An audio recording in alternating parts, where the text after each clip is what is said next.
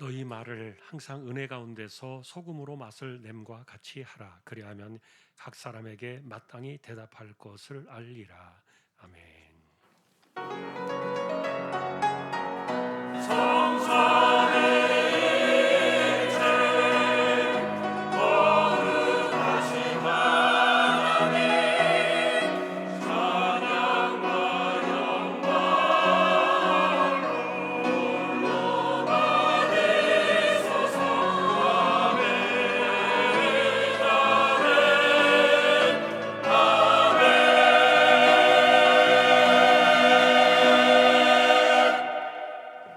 하나님 아버지 감사합니다. 주님의 날을 주셨습니다.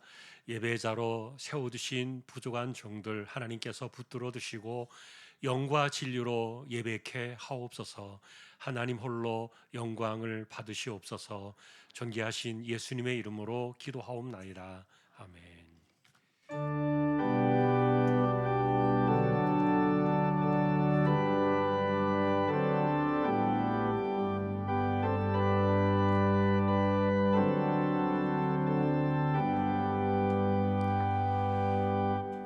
찬양 성부 성자 성령 성삼위일체께 영원 무궁하게까지 영광을 돌리세. 영광을 돌리세. 아멘.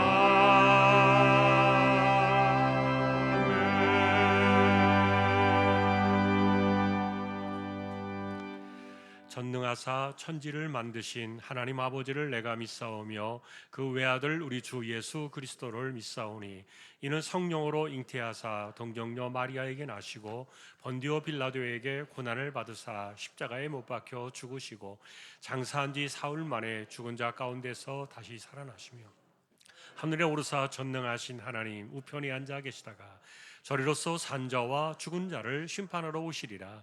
성령을 믿사오며 거룩한 공예와 서로 교통하는 것과 죄를 사하여 주시는 것과 몸이 다시 사는 것과 영원히 사는 것을 믿사옵나이다. 아멘. 어리석은 자는 그의 마음에 이르기를 하나님이 없다 하는도다.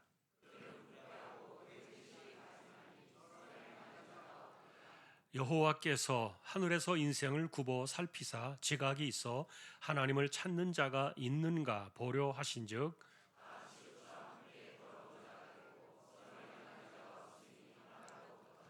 죄악을 행하는 자는 다 무지하냐. 그들이 떡 먹듯이 내 백성을 먹으면서 여호와를 부르지 아니하는도다.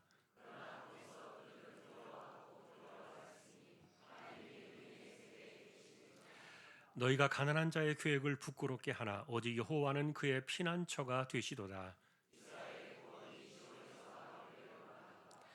여호와께서 그의 백성을 포로된 곳에서 돌이키실 때에 야곱이 즐거워하고 이스라엘이 기뻐하리로다. 아멘.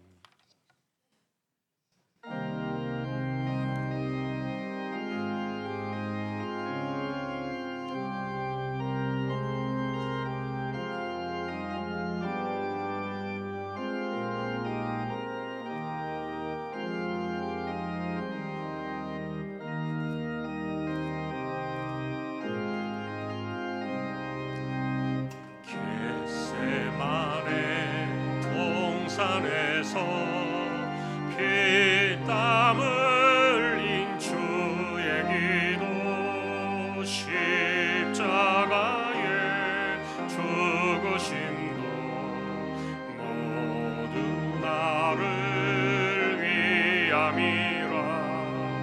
내게 주신 크신 사랑 무엇으로 보답할까. 내게 주신 모든 은혜 무엇으로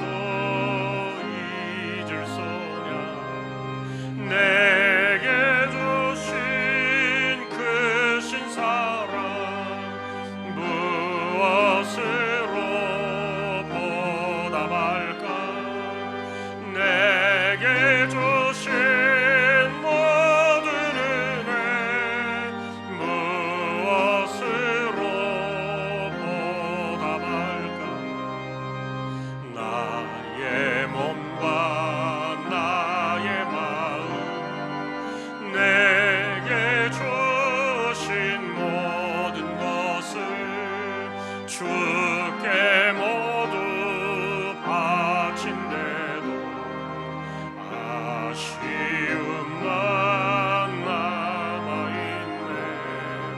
내게 주신 크신 사랑 무엇으로 보답할까. 내게 주신 모든 은혜 무엇으로 보답할까. 괴로우나 즐거우나 주와 함께 동행하며 최후 순간 그때까지 이 복음을 전하리. 내게 주신 크신 사랑 무엇으로 보답할까. 내게 주신 모든 은혜 무엇으로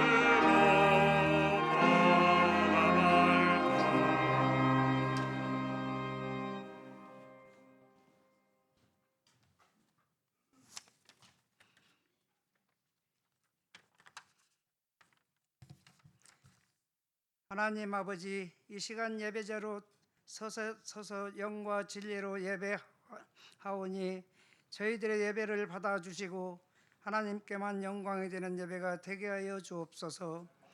한 주간 하나님의 은혜로 살았습니다. 하나님 말씀대로 살기를 바라고 믿음으로 살기를 원했지만 때때로 저희는 내 생각대로 하나님 말씀대로 살기를 바라고 믿음으로 살기를 원했지만 때때로 저희는 내 생각이 앞서 있고 때로 말로 인해 가까운 사람에게 상처를 주기도 했습니다. 저희의 허물과 부족함을 긍휼히 여겨 주시고 말씀을 통해 새롭게 변화되는 시간이 되게 하여 주옵소서. 올해 교회에 주신 표업 복음의 언어로 세상과 대화하라는 말씀을 따라 하나님을 사랑하고 이웃을 사랑하며 사랑의 언어로 세상을 환하게 비추는 저희들 되게 하여 주옵소서.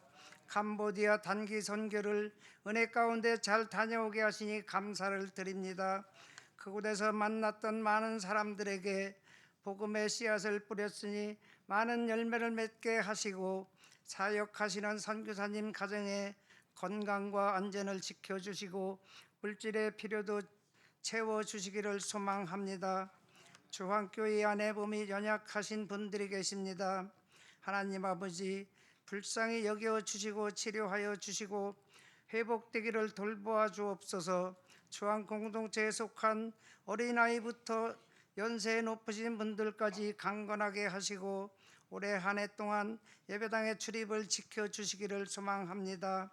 교회 안에 곳곳에서 이른 아침부터 늦은 오후까지 섬기며 헌신하던 분들을 기억하여 주시고 영육이 강건하게 붙들어 주셔서 주신 은사를 따라 봉사할 때 교회가 아름답게 세워지게 하옵소서. 이제 말씀 앞에 나아갑니다. 단위에 세워주신 한근수 목사님의 건강을 붙들어 주시고 성령 충만하게 하여 주셔서 목회 모든 여정을 잘 감당하도록 은혜를 부어 주옵소서. 선포되는 말씀을 듣고 잘 깨닫도록 지혜를 주시고 말씀이 삶이 되는 우리 모두가 되게 하여 주옵소서. 모든 것 우리 하나님께만 영광과 감사와 찬송을 드리오며 지금도 살아계셔서 우리의 참 소망이 되시는 예수 그리스도의 이름으로 기도드립니다. 아멘.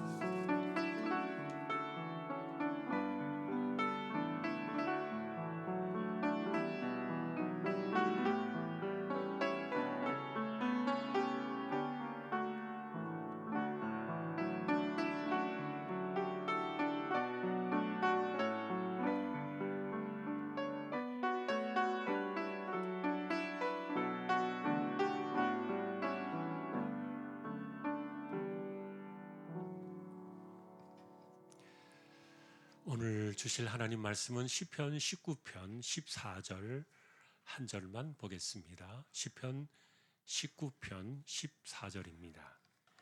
합독하겠습니다. 나의 반석이시요 나의 구속자이신 여호와여, 내 입의 말과 마음의 묵상이 주님 앞에 연락되기를 원하나이다. 아멘. 교회 소식입니다. 주보 12쪽 함께 보아주시기 바랍니다. 이번 주 성경 읽기는 민수기 32장에서 신명기 16장까지가 되겠습니다.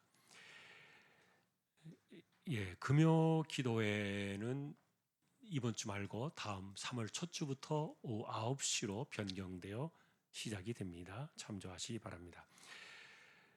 성경연구원이 오늘 오후를 시작으로 한 학기가 또 진행이 됩니다. 함께 성경 공부하는 일에 많은 분들 참여 부탁드립니다. 교육부서 겨울 행사가 다 마쳤는데 준비가 되는 대로 보고하도록 하겠습니다. 그리고 캄보디아 단기 선교도 어제 저희들이 평안한 가운데 잘 다녀왔습니다. 또 결과 보고도 준비되면 하나님 교회 앞에 드리도록 하겠습니다. 이번 주 중에 교육자 수련회가 있어서 수요일 예배는 저녁에만 드려지게 되겠고요. 그리고 화요일, 수요일 이틀은 1층에서 새벽 기도회를 진행하게 되겠습니다. 확인 부탁드립니다. 김수진 성도 가정에 또 하나님이 귀한 아들을 주셨습니다. 또 축하드립니다. 그리고 오늘 아래 광고는 이화 건축자재 박종옥 권사님 사업장 소개되었습니다. 기도해 주시기 바랍니다. 다른 내용들은 주보를 보아주시기 바랍니다. 이제 하나님 앞에 준비하신 예물을 정성껏 드리겠습니다.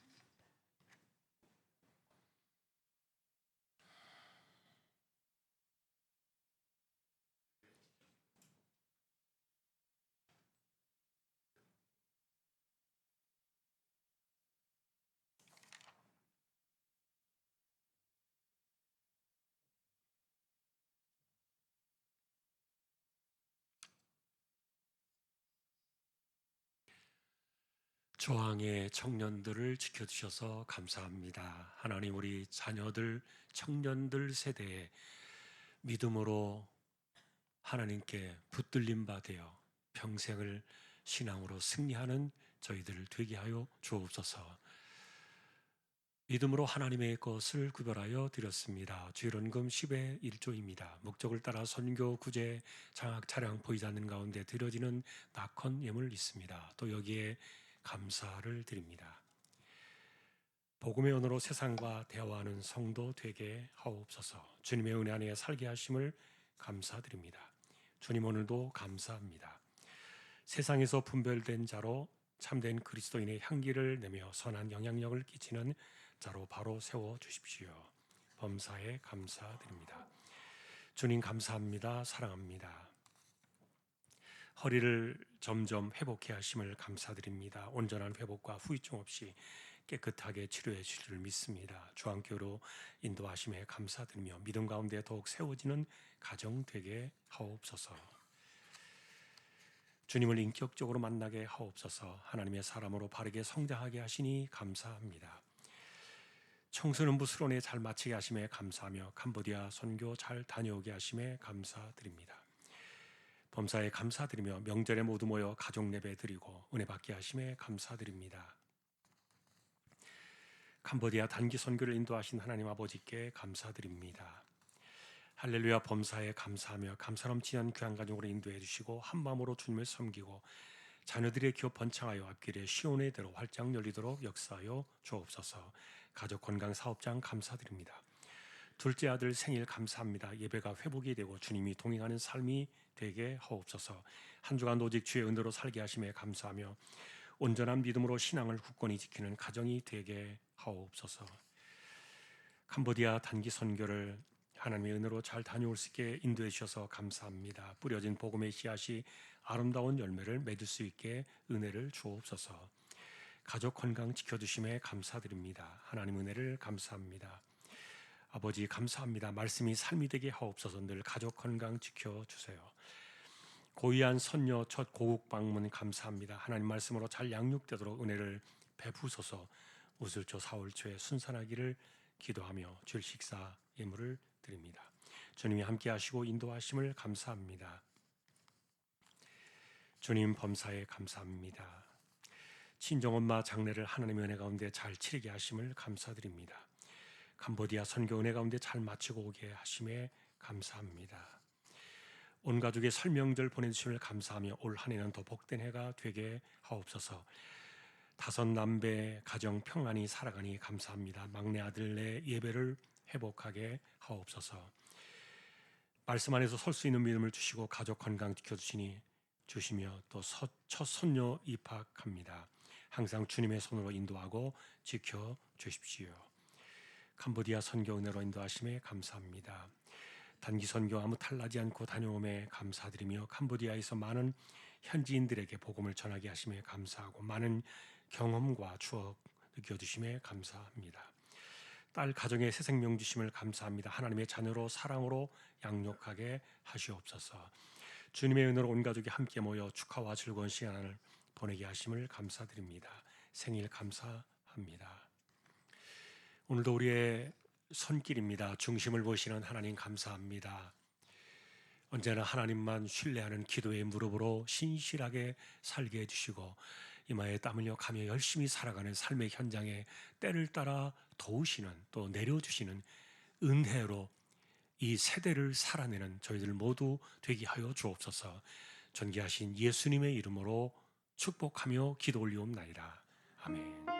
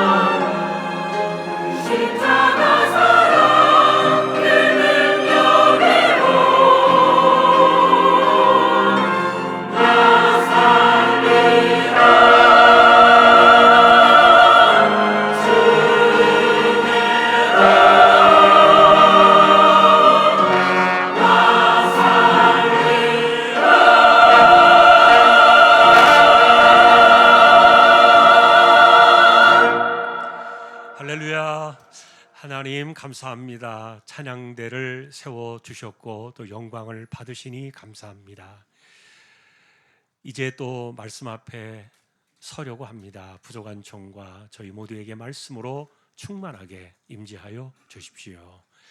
존귀하신 예수님의 이름으로 기도합니다. 아멘. 복음의 언어로 세상과 대화하라. 오늘 8번째 주제가 되겠습니다. 연락되는 언어는 도대체 뭔가? 오늘 그 내용을 찾아가 보려고 하는데, 말에는 흐름이 있습니다. 그리고 방향도 있다 말씀을 드렸는데, 말은 어디로 가는가? 우리의 언어가 세상과 사람을 향해 흘러가면 거기에서 끝인가? 아니면 하나님께로 계속 올라가는가? 사실 성경은 우리 인간의 언어 현실을 냉정하게 진단하시죠. 혀는, 이 새치밖에 안 되는 이 짧은 혀는 온몸을 이끌어가는 그런 키와 같지만 아무도 길들일 사람이 없다. 또 이 말을 내게 하는 이 마음 자체는 만물보다 거짓되고 심히 부패해서 과연 뭐가 나올 수 있을까? 본성적으로 사람들의 말은 하나님께로 향하여 흐르고 있지 않다는 거예요. 사람들의 말은 대개 우리의 이야기와 그리고 세상의 이야기로 가득 채워지게 되는데, 그런데 그러다 보니까 사람들은 자기의 말에 무게를 두려고 온갖 권위를 빌려오는 겁니다. 때로는 성경적이야, 때로는 이게 하나님의 뜻이야,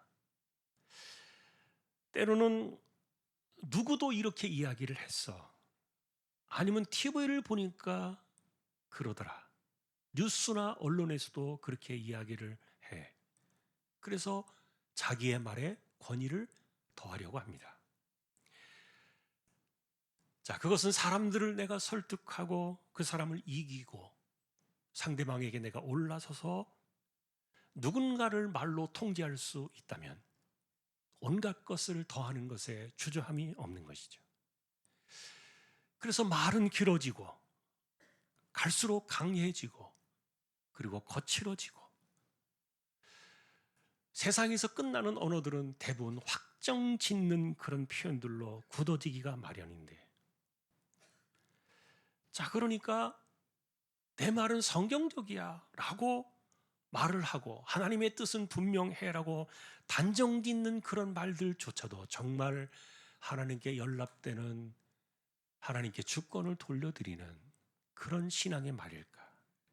아니면은 내 말에 권위를 씌워가지고 상대방으로 하여금 말을 닫아버리게 하는, 그래서 내 말이 최종 권위인 것처럼 그렇게 하려는 속셈이 있는 것은 아닐까? 다윗은 전혀 다른 기도를 드립니다. 주여, 내 입의 말과 내 마음의 묵상이 주께 연락되기를 원하나이다. 여러분, 이 말은요, 하나님 내가 말을 잘 할게요, 그런 기도가 아니라 내 입술의 말과 마음의 묵상을 하나님께로 돌려드리는 연락되는 언어로 살아가게 해 주십시오, 이런 고백인데요. 조금 전에 우리가 표현한 것처럼 우리의 언어는 사실 세상과 사람들의 이야기로 가득 채워져 있습니다. 그러나 중요한 것은 그것이 세상에서 끝나느냐 아니면 하나님께로 올려지느냐. 자, 다윗이라고 해서 우리와 다르겠습니까? 자, 그러나 그는 자기의 언어가 하나님께 연락되기를 원했다는 거예요. 그런데 이 연락이라는 단어가 예배라는 단어와 같은 의미를 갖고 있는데, 제사를 드리는 것처럼 자신의 말이 하나님께 제사로 드려지는 것처럼 그렇게 올려놓기를 원했던 거죠. 자, 다시 말하면 사람들에게만 주장되어지는 것이 아니라 하나님께로 돌려지는 말. 그래서 내 말이 주께 연락되기를 원합니다, 기도를 드렸는데, 여러분, 대부분의 사람들은 말이 사람에게서 끝이 납니다. 그리고 그 말이 하나님께로 계속해서 올려지고 돌려지고 이어지기를 원하는 그런 말투는 찾아보기가 많이 어렵습니다. 그래서 이 19편 14절의 이 다윗의 마지막 기도의 이 한 대목은 사람의 말이 그리고 마음의 묵상이 하나님께 돌려져야 하는 이 일에 굉장히 이분은 신경을 많이 썼구나. 자, 불행하게도 우리는 신자로 살아가고 있지만 그러나 우리의 언어조차도, 우리의 언어 습성들은 하나님께 연락되기를 바라는 그런 중심과는 많이 떨어져 있다. 반성이 필요한 그런 구절이었어요. 자, 우리는 여전히 거듭난 신자임에도 불구하고 오염된 단어들을 그대로 쓰고, 예를 들면은 야고보서에서 지적하고 있는 것처럼 하나님을 한 입으로는 찬송을 드리면서 또 때로는 일상에서 저주를 내뱉는, 이게 말이 좀 되지 않는 그런 표현들의 말들이 우리의 삶에 그대로 있다. 하나님은 사랑이시라고 이야기를 하는데, 그런데 우리의 말 속에서는 하나님의 사랑이 전혀 배어 있지 않는, 그래서 단정적이고 끊어내는 말들을 자주 쓸 수밖에 없는.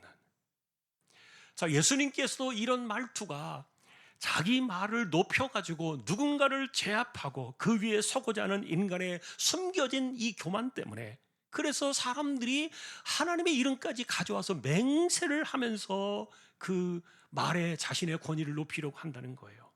그래서 주님은 맹세를 차단하셨습니다. 아무도 하나님의 이름으로 맹세하지 마라. 자, 중요한 것은 하나님께서는 아무도 어떤 인간에게도 절대적인 말의 권위를 주신 적이 없다는 거예요. 그래서 예수님은 너희는 그저 옳다, 옳다, 아니라, 아니라 이렇게 단순하게 말을 쓰며 살아라. 자, 그런데 심지어는 어떤 사람들은 옳은 것을 알면서도 아니라고 우겨대고 고집부리는 사람이 있습니다. 왜냐하면 내가 옳다고 하는 그 순간에 무릎을 꿇고 내가 진다는 그런 계산 때문에. 그래서 인간의 언어 속에는 절대라는 이 단어를 써가면서 사용하게 되는데, 자, 이런 언어는 하나님께 연락될 수 있는 언어가 아니겠죠. 자, 그러니 우리는 사람을 보면서 이야기를 합니다. 물론 짐승에게 이야기를 하고 우리가 아끼는 그런 애견에게도 우리는 말을 하기도 하고, 또 때로는 식물에게 이야기를 하기도 하고, 세상을 보며 이야기를 하고 수많은 말들을 남겨지지만, 그러나 결국 우리가 하는 그 말들의 흐름이 아버지께로 돌려드리는 그 중심이 마지막에 있는가? 우리 역시 이런 태도를 가지라고 주님께서도 말씀해 주셨는데, 그러니 말로 절대시하지 마라. 말로써 나의 말과 주장을 강요하거나 강압하지 마라. 그리고 이것이 하나님께 연락될 수 있는 말인가, 그것을 주목하라. 자, 그러니 우리 역시 이런 표현들을 생각 없이 막 쓸 때가 많고, 또 그런 것들이 우리가 많이 배워 있는데, 맹세하지 마라, 이것은 우리가 알고 있습니다. 그래서 직접 맹세라는 단어는 쓰지 않지만, 그러나 말 속에 뭐가 있습니까? 절대로 결단코, 이런 말들이 맹세라는 단어와 다르지 않다는 거예요. 자, 그런데도 우리는 왜 이런 말들이 우리의 입에 배어 있는 것일까? 왜 절대라는 이 단어를 힘있게 외치면서 때로는 목에 핏발을 세우면서 이 단어를 가져와서 써야만 되는 것일까? 마치 우리가 하는 말들이 내일이 무슨 일이 일어날 것을 마치 아는 것처럼, 그리고 내일에 일어날 결과들을 내가 통제할 수 있는 사람인 것처럼 그렇게 말을 쓰는 이유가 뭘까? 자, 여러분, 성경은 분명히 우리에게 이야기를 하죠. 너는 내일 일을 자랑하지 말라. 하루 동안에 무슨 일이 일어날지 네가 알 수 없다. 여러분, 자랑하지 말라는 것은요, 당신의 말을 확정짓지 말라는 거예요. 다시 말하면 내일을 안다는 태도로 말하지 말라는 겁니다. 그래서 신약 성경은 또 직접적으로 더 이야기하죠. 내일 일을 너희가 알지 못하는도다. 너희 생명이 무엇이냐? 너희는 잠깐 보이다가 없어지는 안개니라. 안개 같은 존재인데 마치 영원한 확정의 이 언어를 자꾸만 우리가 가져다가 씁니다. 하나님의 자리를 대체하려는 불신앙적인 전형적인 언어의 습성이에요. 자, 그러니 우리는 모르는 내일을 아는 척 말하기도 합니다. 그러다 보니까 우리의 말은 신앙이 되어야 하고 복음의 언어가 되어야 되는데, 말 자체는 누군가를 통제하기 위해서 쓰고 있다는 거예요. 만일에 내가 오늘 쓴 말들을 다 기록이 되었다면 그 중에 어느 정도가, 몇 마디가 하나님께 연락되어진 말이 되었을까? 아니면 내가 오늘 하루 쓴 언어 가운데 그 말들은 혹시라도 상대방을 내가 눌러 이기기 위해서 던진 말들은 얼마나 될까? 예수님께서는 그래서 너희는 그렇게 말에 자꾸만 권위를 가져오려고 이렇게 하지 말고, 확정짓지 말고, 서로 동의하고 겸손하게 자신을 낮추면서 말을 하라. 말을 좀 단순하게 하라. 왜냐하면 우리는 하나님이 아니기 때문에. 그러니 확정지을 수 없다는 것이죠. 내일도 모르면서 말은 언제나 내일을 다 아는 것처럼 확정짓지 마라. 내가 누군가를 통제할 수 있는 것처럼, 내가 세상을 통제할 수 있는 것처럼 그렇게 언어가 바뀌어지니까 하나님께 연락되어지는 그 하나님께 맡기는 신앙의 언어가 사라진다는 말이에요. 그래서 언제나 우리의 말 속에는 하나님께서 인도해 주실 겁니다.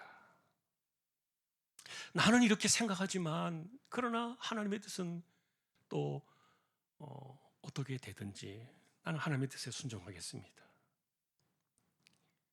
자, 여러분, 결론이 없는 말들, 단정짓지 않는 말들은 줏대가 없는 두루뭉술한 말처럼 들릴지도 모르겠어요. 그러나 우리가 하나님께 연락되어지는 말들을 생각해야 한다면요, 우리의 말투는 닫히면 안 됩니다. 왜냐하면 하나님께로 돌려드려야 되는 연락된 말투는 끝이 열려 있어야 하거든요. 그래서 다윗의 이 기도는 굉장히 중요합니다. 내 입술의 말과 내 마음의 묵상이 주님께 연락되기를 원합니다. 자, 우리가 내놓으며 살아가는 이 세상의 언어들은 사람과 세상을 향해서 끝나는 것이 아니라 하나님께 계속해서 받아들여지고 하나님께 연락되어질 때 그런 언어가 복음의 언어로 우리의 삶을 만들어가는 것이죠. 자, 그러니 우리는 신자입니다. 우리는 하나님을 생각해야 됩니다. 우리의 말을 하나님께로 돌려드리는 그 물꼬를 언제나 열어놓아야 합니다. 그리고 결론과 단정 역시 하나님께 늘 열어두어야 하고요. 하나님께서 내 일을 아십니다. 그리고 확정을 지으실 수 있는 하나님이십니다. 자, 어쨌든 오늘 이 언어의 표현들은 내 말이 하나님께 연락되어지기를 원한다는 이 말들은 안개 같은 존재들이 마치 절대적인 존재인 것처럼 말을 확정짓지 마라. 그러니 연락되어지는 그 말투는 겸손한 말투요, 확정이 아니라 하나님에 대한 신뢰요, 인간에 대한 자랑이 아니라 하나님께 기도로 돌려드리는, 이것이 하나님께 연락되기를 원했던 다윗의 기도였던 거예요. 자, 그러다 보니까 사실 우리가 인간의 본성도 이야기했습니다만 우리가 우리의 언어를 하나님께 돌려드리는 이런 그 언어를 생각한다면요, 이게 내 말대로 내 생각대로 잘 안 됩니다. 인간의 혀가 세치밖에 안 되지만 아무도 통제할 수 없다. 그러니 어떻게 해야 됩니까? 혀를 제갈 물려라. 내 마음의 묵상이 하나님 앞에서 가장 부패하고 썩은 것들만 남아있는데 이 내 마음을 어떻게 내가 해야 할까? 제갈을 물려라. 이게 사도 바울이 가르쳐준 성령을 따라 살라는 표현이었어요. 내 말투와 내 마음의 생각 속에 성령의 제갈을 물리라는 거예요. 자, 그러니 여러분, 늘 내가 단정을 짓고 내가 늘 끝을 맺고 내가 결론을 내리고 모든 것을 확정짓는 이런 말투로, 닫혀있는 말투로 이 세상을 살아간다면 전도하기 어려울 겁니다. 그런 말투 속에는 다툼과 전쟁만 남게 됩니다. 그러니 사도 바울의 성령 충만함으로 성령으로 살아가면서 입술과 심령에 제갈을 물리고 살아라, 이것은 성령을 따라 살면 육체의 욕심을 이루지 않을 것이라는 그 표현과도 같이 맞물려 있어요. 자, 그러니 여러분, 우리는 내가 하나님께 연락되는 말투로 내가 이 말을 좀 바꾸어야 되겠다 생각을 하고, 그리고 결단을 하고 훈련하고 연습하는 것도 어느 정도는 대단히 중요하겠지만, 그러나 이것을 온전하게 이룰 방식은 성령밖에 답이 없다. 주여, 나의 말도 성령을 따라 살면서 하게 해주십시오. 성령을 따라 산다는 것은 더 세게 결단하는 것이 아니라 하나님 앞에서 성령께서 나의 말투를 다시 세우는 것인데, 예를 들어서 여러분, 나는 말로써 나를 주장합니다. 그리고 나는 말로써 나를 내세웁니다. 그런데 성령께서 제갈을 물리시면 성령은 나를 낮추십니다. 그리고 그 언어를 하나님께로 돌려놓으십니다. 자, 다윗은 이런 말투를 연락이라는 그 단어로 기도를 드렸고, 그래서 결국 이것은 인간의 모든 말의 끝을 열어두는 말투가 바로 연락되는 언어였다는 거예요. 자, 여러분, 우리는 자신을 주장하기 위해서 말을 하는 것이 아닙니다. 우리의 말은 하나님께 연락되도록 우리는 말을 써야 합니다. 내 것을 주장하다 보니까, 내가 결정을 내리고 내가 단언하고 끝을 늘 닫아놓다 보니까 내가 하나님 자리를 자꾸만 대체하고 하나님 행세를 하는 것들을 우리가 자기도 모르게 이것이 우리 몸에 배어 있는 거예요. 그러다 보니까 여러분 보세요. 절대로 안 됩니다. 절대로 안 됩니다. 절대로 안 돼. 이건 무조건 해야 됩니다. 여러분, 하나님께서 우리에게 그런 권세를 주신 적이 없어요. 근데 이것이 입에 배어 있습니다. 누군가를 강압합니다.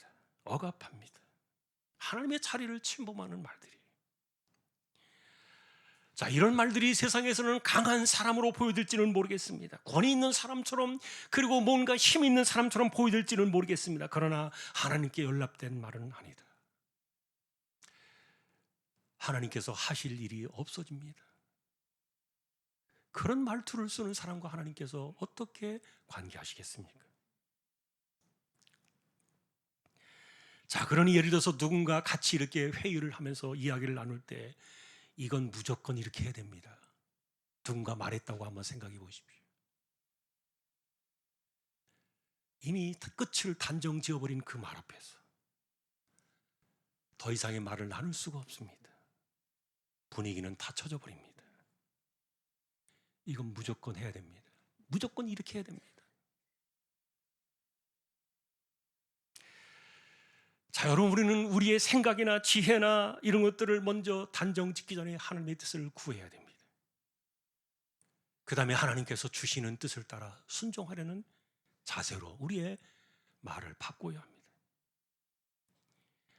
내가 결정짓는 그 마지막 그 말의 문고리를 내가 아니라 하나님께로 옮겨드리는 그 순간에 그 말투는요, 그 말을 나누는 그 시간, 그 장소는 바로 연락의 장소가 되어서 이것을 예배와 같은 시간이다. 이 14절의 의미가요, 연락이라는 단어는 그래서 예배와 같은 그런 개념을 갖고 있어요. 우리가 이야기를 나누는 그 말이 소통되어지는 그 대화의 시간이 예배의 시간처럼 하나님께 연락되어진다는 것은 얼마나 놀라운 일인지 몰라요. 자, 그런데 이것을 차단하는 그런 것이 뭐냐? 확정 짓는 언어다. 최종적인 결판을 내려는, 마치 뭔가 끝장을 보려는 듯이 이렇게 말하는 그런 언어들은 복음의 언어가 아니고 하나님께서 들어오실 만한 여지를 완전히 지워버리는, 이건 세상의 언어다. 자, 그러니 연락되기를 바라는 그 언어는 내가 무엇인가 마지막 최종문을 닫고 이것의 결론을 내리고 끝내버리는 그런 것이 아니라 하나님께로 열어놓고 또 사람을 압도하고 이기려는 말투가 아니라 하나님께 맡기는 말로 우리는 그것을 돌려놓고 강압하고 제압하고 이기려는 태도로 하다 보니까 맹세를 가져오면서까지 권위를 빌려서라도 해보려는 이런 그 그릇된 태도에서 벗어나는 이런 것들이 바로 연락의 언어라는 거예요. 자, 우리는 이렇게 이야기할 수 있습니다. 내 생각은 이렇지만 당신의 생각도 소중하니까. 더구나 하나님께서 우리에게 지혜를 주시고 하나님의 뜻을 보여주신다면 언제든지 고집하지 않겠습니다. 아니야, 내가 이야기한 거니까 반드시 돼야 돼. 하나님의 자리를 대체해버리는, 이것을 지워나가자는 겁니다. 가정에서 일어나는 자녀들의 이야기들을 좀 생각해 봤습니다. 우리는 자녀의 미래를 축복하기를 원하는 부모입니다. 그런데 늘 순간의 감정을 우리는 절제하지 못합니다. 그러니까 늘 확정적인 언어를 쓰는 것이죠. 너 도대체 왜 늘 그러는 거야? 또 예를 들면 우리가 가장 쉽게 아무 생각 없이 가져오는 그 부모의 말 속에 쓰는 말들이 뭡니까? 절대 안 돼. 절대로 하지 마. 여러분, 이런 말들은 우리가 쉽게 가져오는 단어들이지만 그러나 그런 말들이 쓰여지는 순간에 내가 하나님의 자리를 대체해 버립니다. 아이와 하나님과의 관계마저도 닫아버리는 것이죠. 너는 아직 어린아이지고 그러나 엄마 아빠도 아직은 부족해. 그래서 하나님께 한번 우리가 구해보자. 내가 생각하고 내가 가지고 있는 결정적인 이런 단호한 훈육의 언어보다도 하나님께 마음을 열어주는 말투로 우리가 바꾸어진다면 이게 바로 연락의 언어다. 그러니 내 말이 중요한 게 아니라 내 뜻이 중요한 게 아니라 하나님의 뜻이 더 중요하기 때문에 절대로 안 되라는 이런 표현보다도 하나님께 기도하자. 하나님께 그 끝을 언제나 열어놓는 이런 연락의 언어가 얼마나 중요한지 몰라요. 가정에서도 여러분 부부간에 가장 존중하고 서로에게 소중하게 말을 나누어야 될 배우자 사이에서 단정적인 말투는 가장 많이 쏟아진다는 것을 보았어요. 그러니 부부간에도 얼마나 말투가 단정적인지 몰라요. 그렇게 되어지면은 하나님께 연락되어지는 그 공간이 사라져버리고 단정적인 말이 오가는 장소는 예배가 아니라 전쟁터로 바뀌고 말 것이다. 결국 여러분, 우리는 단어를 이야기하는 것이 아닙니다. 연락이라는 개념을 우리는 생각하고 있는 겁니다. 우리는 언어를 쓰면서 세상 이야기를 하고 사람들의 이야기를 하고 우리가 살아가는 주변의 수많은 이야기들을 하면서 살아가는데, 그런데 언제나 내가 결정을 짓고 내가 판단하고 확정을 짓다 보니까 하나님께 방향을 돌려드리는 열려있는 단어가, 말투가 거의 없다는 거예요. 자, 그래서 여러분, 이렇게 닫혀있는 말투를 쓰다 보니까 언제나 사람들의 언어는 찌르게 되어 있습니다. 이 닫혀있는 말투는 언제나 사람들을 향해서 던질 수밖에 없고 공격할 수밖에 없는 그런 말투로 우리는 살아가게 됩니다. 다윗은 이런 것들을 자기가 이겨내려고 하나님께 기도를 드렸다는 거예요. 왜냐하면 내가 과격하게 단정짓는 그런 말들은 하나님께서 들어오실 여지가 전혀 사라지기 때문에, 자기를 과장해서라도 높이려고 하는 그런 말들, 단정하고 제압하는 그런 말투로 상대방을 묶어두려고 하기보다는 상대의 말을 들어줄 수 있는 여유도 생겨나야 되는데, 자, 그래서 예수님께서는 당신 말의 권위를 가져오려고 하나님 이름을 자꾸 가져오지 마. 인간은 그저 예면 예, 아니면 아니요, 이렇게만 하면 돼. 단순하게 살아. 이렇게 주님이 말씀해 주셨던 거예요. 실제로 우리는 거듭난 사람이 되었고, 하나님께서 너는 내가 가장 사랑하는 소중한 인생이야, 이미 그리스도의 독생자의 핏값으로 우리를 확정지어 주셨는데, 그런데 자꾸만 나는 말로서 나를 만들어 나가려고 해요. 내가 이렇게 말해야만 내가 어떻게 존재해 되어지는 것처럼. 그래서 그 끝은 언제나 내가 결정짓는 닫혀있는 말투로 강요되어지는 그런 말들이 늘 우리의 언어 속에 들어있는데,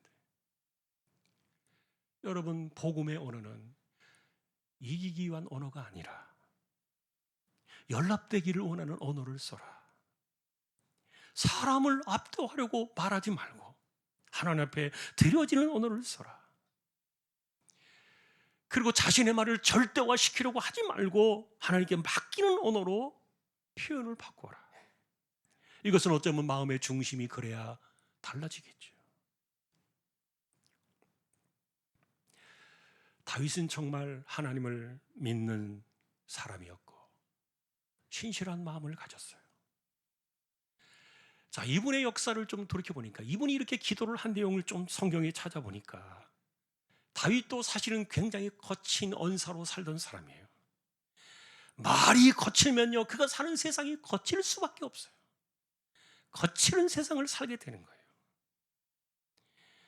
사무엘상 25장에 보면 나발이라는 사람의 사건이 나오는데요. 다윗이 나발이라는 사람이 자기를 무시했다는 말을 듣고는 화가 나가지고 말을 내던져 버렸는데 그 말이 칼처럼 날아갑니다. 말로써 사람을 다 죽여버린 거예요. 하나도 내가 남기지 않겠다. 그런데 그의 아내였던 아비가일이 찾아와서는 무릎을 꿇고 다윗에게 말합니다. 하나님께서 친히 싸우게 하십시오. 당신의 손에 피가 묻지 않게 하십시오. 이 아비가일의 말을 듣는 순간에요, 다윗이 깨닫습니다. 아, 내가 하나님 행세를 했구나. 최종의 결정은 하나님께 돌려드려야 하는데. 자, 그래서 여러분, 이 다윗의 이 기도는요, 멋진 문장이 아니에요. 내 혀가 얼마나 위험하게 살아가는 이 혀가 되는지를 알고 있는 사람의 절규의 기도였던 거예요. 자, 그러니 다윗이 이런 기도를 드렸다는 것은 자신의 말투가 어떤 줄을 알고 괴로워한 사람이었고, 적정적인 자신의 말투를 슬퍼했던 사람이었기 때문에 이런 기도가 나왔다는 거예요. 자, 그럼에도 사실은 시편을 보면은 이분의 그 말투에는 분노가 많고 슬픔이 있고 탄식이 많이 붙어 있어요. 그리고 기도를 드리면서도 확정적인 언어를 많이 쓰고요. 자, 그런데 이 단정적이고 저주하는 기도, 이런 것들까지 서슴지 않았던 이런 그 과격했던 이런 확정적인 이런 그 말투에 대해서 다윗이 그럼 늘 그랬는가? 그거는 또 아니었던 것 같아요. 사울을 2번이나 죽일 기회가 있었는데도 그는 어떤 말도 내놓지 않았어요. 그리고 행동도 확정지지 않았어요. 감정적이고 강한 이 단정의 말투에서도 하나님께서 늘 하나님의 뜻이 이루어지기를 바라면서 하나님께 열어두는 그런 말투를 썼는데, 자, 그러니 여러분, 우리가 기도할 때도 그렇고 우리가 말할 때도 내 말은 무조건 하나님이 들어주셔야 된다. 여러분, 연락되기를 원한다는 것은요, 내 마음의 소원, 내가 기도한 것은 다 들어주기를 원한다는 강력한 인간의 의지의 표현이 아니었던 거예요. 자, 그런데 문제는 좋을 때가 아니겠지요. 왜냐하면 여러분, 우리도요, 아주 거칠은 사람들도 기분이 좋을 때가 있어요.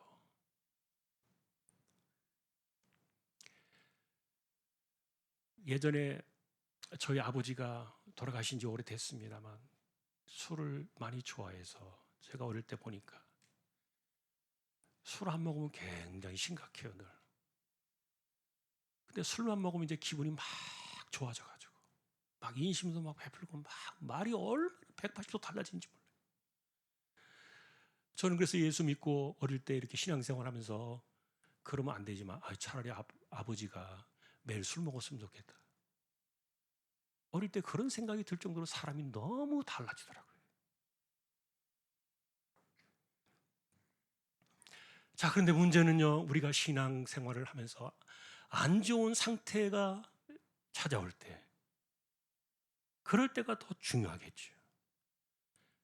대부분의 경우에는 사람들의 말투는 닫혀질 수밖에 없고 단정적일 수밖에 없고, 그래서 이런 경우에 다윗은 자신의 분노와 감정과 격정을 하나님께 가져가기를 원했고, 내가 단정을 내리고 결정하고 판단하기보다는 하나님의 판정 앞에 이 마음이 들어지기를 원했던 거예요. 열납의 마음이 컸다는 겁니다. 사람을 향해 나를 증명이라도 하지, 나 이런 사람이야, 나 건드리지 마. 자신의 말투를 강하게 단정 짓고 자신의 말투를 세게 표장을 하고 표현을 해야만 언어가 통하고 내가 통하는 이런 거친 세상에 우리가 살다 보니까 복음의 언어가 사라지는 겁니다. 자, 우리 나의 입술의 모든 말과 나의 마음의 묵상에 찬양을 한번 드리고 또 결론을 맺겠습니다.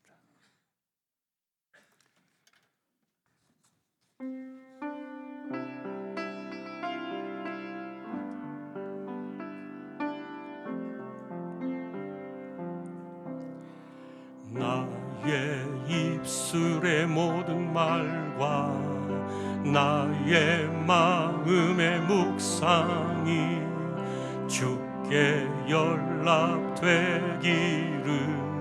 원하네. 생명이 되신 주, 반석이 되신 주, 나의 입술의 모든 말과 나의 마음의 묵상이 주께 연락되기를 원하네.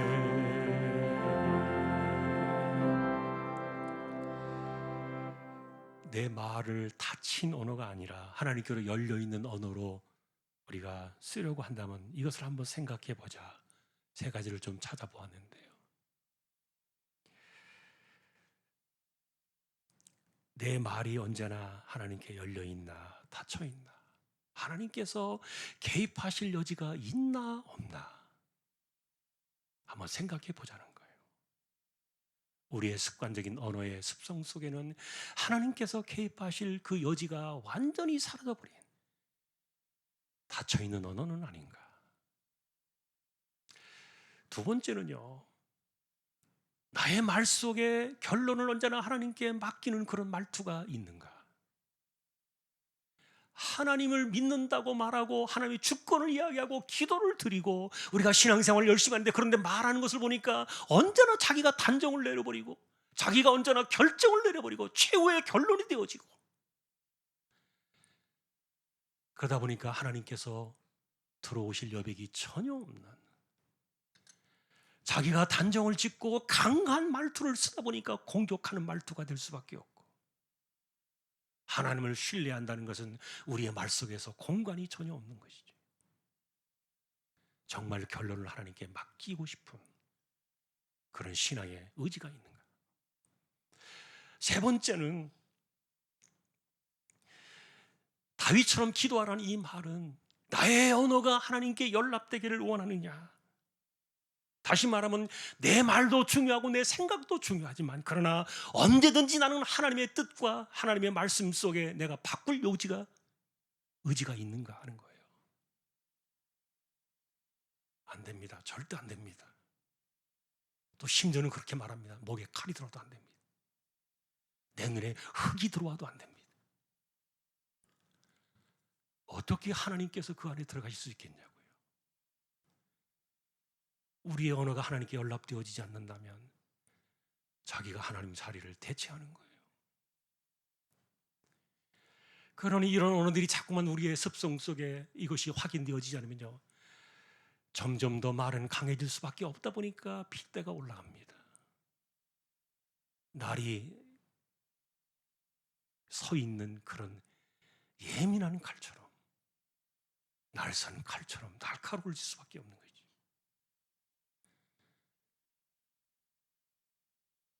자, 그래서 결론적으로 정리해보면 이렇습니다.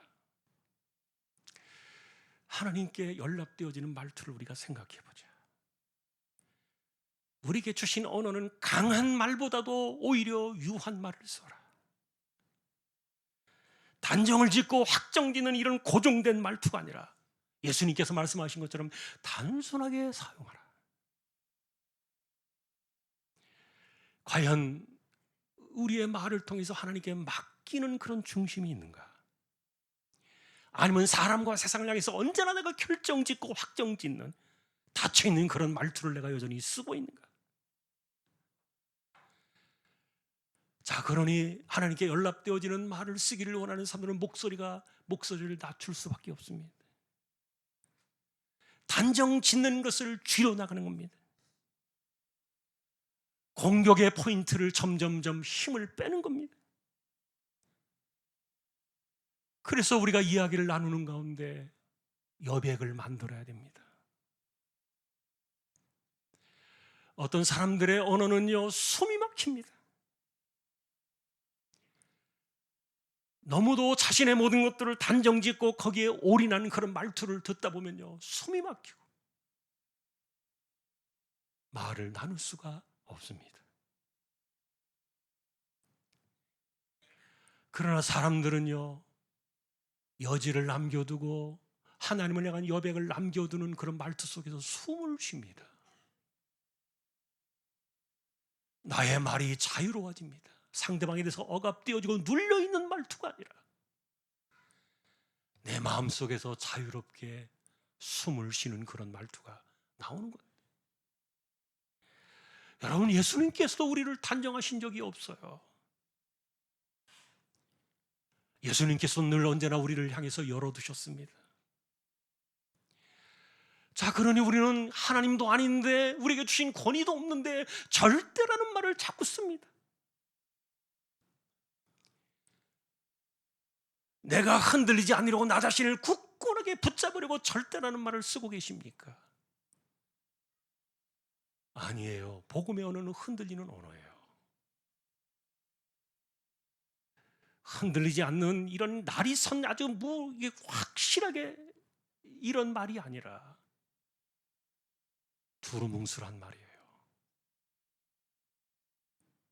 왜요? 결론은 내가 내는 것이 아니니까. 무시당하기 싫어서 우리는 절대라는 말을 쓰면서 자신의 말에 힘과 권위를 가져오려고 할지 모르겠습니다. 그러나 여러분, 무시당하면 어떻습니까? 혹시라도 내가 틀릴까 봐 센 척하는 그런 말투를 가져오는 것도 우리의 기독교의 복음적인 언어는 아닌 거예요. 자, 그러니 여러분, 우리는 수많은 말을 하면서 살아갑니다. 얼마나 강했느냐, 내 말이 어디로 갔느냐, 사람을 내가 확정짓고 문제를 결론짓고 내가 언제나 답을 내렸느냐, 거기에서 벗어나야 돼요. 답은 당신이 아니에요. 답을 내리는 것은 당신이 아니에요. 우리는 하나님께 열려 있어야 돼요. 그것이 연락의 언어입니다. 그러니 이렇게 생각하십시오. 하나님, 내가 들을게요. 내가 순종할게요. 내가 따를게요. 이런 마음을 가지고 서로에게 소통하는 거예요. 그럴 때 우리의 대화 속에 결론이 못 박힌 그런 닫혀있는 말투가 아니라 하나님께 연락되어진 마지막 공간이 남아있기 때문에 그 안에서 우리는 숨을 쉬고 복음의 언어를 통해서 세상과 대화가 시도되어지는, 다윗의 이 기도는 그래서 자기의 이 언어가 얼마나 안 좋은 언어인가를 알았기 때문에 연락이라는 단어를 썼다. 오늘 이것을 기억하면서 주여, 오늘도 그리고 올 한 해도 나의 말과 마음의 묵상이 주께 연락되게 하여 주십시오. 주께 언제나 내 말이 열려있게 하여 주십시오. 올 한 해도 이 믿음으로 살아가는 모두가 되시기를 주님의 이름으로 축원합니다. 찬송가 431장입니다.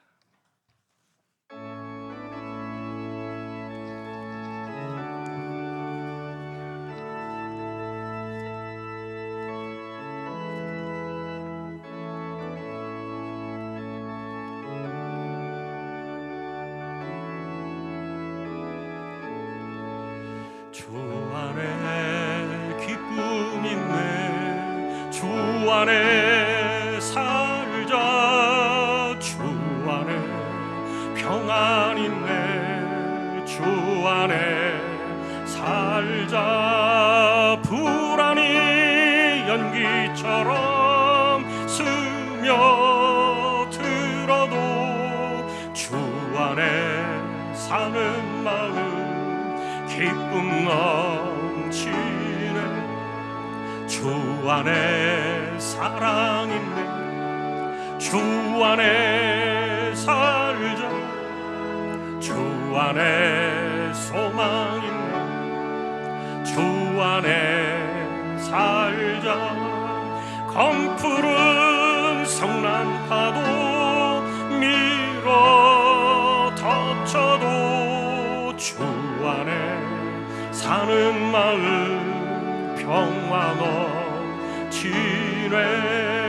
주 안에 영생 있네. 주 안에 살자. 주 안에 천국 있네. 주 안에 살자. 불길이 지옥처럼 솟아올라도 주 안에 사는 마음 생명 넘치네. 오늘도 우리가 함께 기도할 때 주여 나로 하여금 복음의 언어를 쓰게 해주십시오. 나의 말이 하나님께 연락되는 언어가 되게 하여 주십시오. 내 마음의 묵상이 하나님께 연락되어지는 생각이 되게 하여 주십시오. 내가 하나님의 뜻을 듣고 순종하며 따르겠습니다. 내 것을 고집하지 않게 해주십시오. 내가 결론자가 되지 않게 해주십시오. 언제나 이렇게 열려있는 언어로 여지를 두고 여백을 남겨서 세상과 대화할 수 있는, 숨을 쉴 수 있는 그런 언어의 사람으로 나를 만들어 주십시오. 우리 함께 기도를 드리고, 그리고 선교지와 선교사님들, 주님의 종들, 개척된 교회와 또 이 나라 이민족, 특별히 제사장 나라의 사명을 감당하는 거룩한 민족이 되도록 이 땅을 하나님 붙들어 주십시오. 그리고 우리 가운데 병든 사람들, 약한 사람들, 가난한 사람들, 암으로 투병하며 살아가는 이들, 주여 그들에게 긍휼의 은혜를 내리워 주십시오. 우리 시간 함께 주여 한번 외치고 통성으로 기도를 드리겠습니다. 주여, 하나님 아버지, 하나님께 연락되어지는 언어가 무엇인가를 생각하고 우리의 말투가 그리스도인으로서 사람들 하나님께로 이끌 수 있는 그 언어의 방식인지를 돌아보는 다윗처럼 그런 기도를 드리며 소망을 가지고 우리의 삶을 돌아볼 수 있는 그런 믿음의 사람들이 되게 하여 주옵소서. 하나님 아버지, 우리가 단정을 짓고 결론을 내려서 언제나 닫혀있는 말투로 사람들과 대화를 끊어버리고 더 이상 하나님을 생각하지 못하게 만들어버리는 이런 잘못된 언어로 우리가 살아가지 않게 하시고, 언제나 우리의 말끝은 하나님을 향해 열려 있어서 하나님께서 연락하시고 하나님께서 간섭하시고 하나님께서 들어오실 수 있는 그런 말로 우리의 삶을 만들어가며 복음의 언어로 세상과 대화할 수 있는 저희 모두가 되게 하여 주옵소서. 하나님 아버지, 특별히 선교지를 기억하시고 주님의 세우신 종들을 붙들어 치며 사역장을 하나님께서 기억하여 주시기를 원합니다. 개척된 교회와 세우신 주님의 종을 붙들어 주시고, 또한 이 나라 이 민족을 하나님께서 기억하셔서 마지막 주님 오시는 그날까지 제사장 나라의 사명을 감당하는 거룩한 민족이 되게 하여 주옵소서. 주여, 우리 가운데 아픈 사람들이 있습니다. 병든 사람들, 가난한 사람들, 생업에 곤고함이 있는 사람들, 주여 그들을 돌아보아 주시고 오늘도 힘을 주시고 날마다 베풀어 주시는 그 은혜, 붙들어 주심과 지켜 주심과 또한 우리에게 평강을 주시는 그 은혜가 우리의 삶에 함께할 수 있기를 원합니다.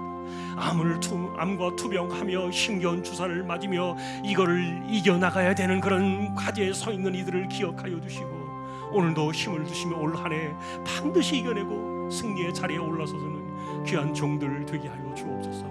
우리를 불쌍히 여겨주시고 우리를 긍휼히 여겨주시고 우리의 언어 속에 하나님 함께하여 주옵소서. 감사합니다. 하나님,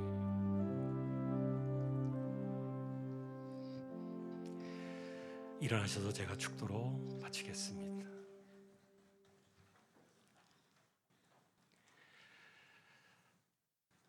우리의 언어가 신앙의 언어인지 하나님께 연락되어지는 그런 언어인지 늘 자신을 돌아보며 살게 해주십시오. 내가 마치 하나님인 것인 것처럼, 하나님의 자리를 대체하는 것처럼 늘 내가 결정을 내리고 내가 판단하고 결판을 짓고 끝을 내고 나의 말 속에서 모든 것을 닫아버리는, 이렇게 숨 쉴 수 있는 여지가 전혀 없는 숨막히는 대화로 이 땅을 살아가는 인생이 아니라 언제나 하나님께 열려 있어서 숨을 쉬고 복음의 언어로 세상과 대화가 소통이 되어지는 우리의 삶이 되게 하여 주옵소서. 다시 오실 우리 주님 예수 그리스도의 은혜와 하나님 아버지의 사랑과 성령님의 감화 감동 위로 인도 교통 충만하심이 복음의 은으로 세상과 대화하기를 원하는 우리 모든 심령들, 주왕의 가족들 위해 이제로부터 올 한 해가 다 가기까지 함께 있을지어다. 아멘.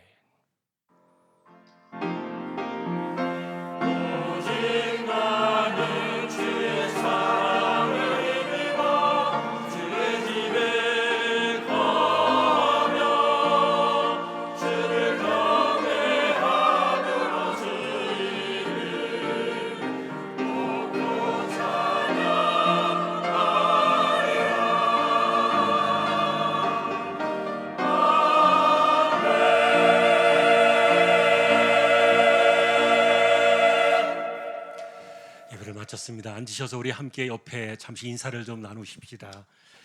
예, 그리고 김도연 성도님 어디 계신가요? 한번 일어나 주시겠어요? 김도연 성도님. 저 뒤에 계시네요. 네. 그 친정의 모친께서 장례가 있었습니다. 멀어서 많이들 못 가셨습니다만 서로 우리 위로의 교제, 위로의 박수, 또 격려의 박수 하십시다. 고생하셨습니다. 이제 감사합니다. 자리에 앉아 주시고요. 새 가족입니다만 이렇게 또 상을 당한 그런 일들이 생겼을 때 서로 위로의 교제가 함께 할 수 있기를 소망합니다. 예, 우리 교제 찬양 하겠습니다.